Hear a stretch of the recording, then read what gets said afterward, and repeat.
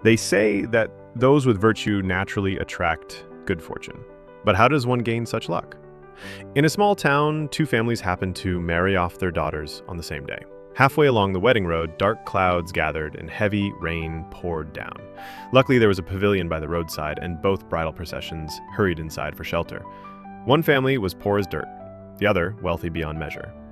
As the wealthy bride stepped into the pavilion, she noticed the poor bride weeping endlessly since leaving her palanquin. She asked gently, "Today is your happiest day. Why are you crying so much?" The poor bride blushed. My family is poor and my husband is poor too. I fear our future, that we might not even have enough to eat." The wealthy young lady felt a pang in her heart. She reached into her sleeve and pulled out 2 brocade pouches, handing one over.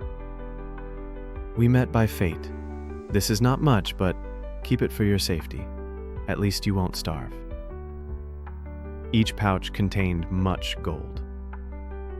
The poor bride, deeply moved, wanted to ask her name, but as soon as the rain stopped, the 2 processions parted ways, one to the north, one to the south. Years passed. The poor bride used that gold to start a small shop with her husband. Because they understood poverty, they treated customers with kindness, and their business flourished. They became wealthy and well-respected, often buying goods in pairs and splitting savings in 2, though no one knew why. The only sadness was their childlessness, until, after 10 years, they finally had a precious son. One day, the new maid let the boy wander into the forbidden 3rd floor where the lady of the house prayed daily.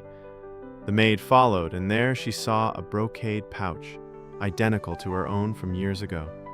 Tears streamed down her face. When questioned, she told the owner, the poor bride, everything. Shocked, the poor bride asked her to return the next day with her husband. The following day, the couple arrived nervously, only to find the courtyard decorated like a grand celebration. Servants led them onto the main stage. Then the owner and her husband knelt before them in tears. "Thank you," she said, "for the gold you gave me years ago. Without it, we wouldn't be here today. That pouch upstairs is yours. I've kept it all these years, waiting for the day I could repay you." The maid finally understood. This lady was the once poor bride she had helped. Soon after her marriage, her wealthy family had been robbed, her relatives killed, and she'd been reduced to servanthood.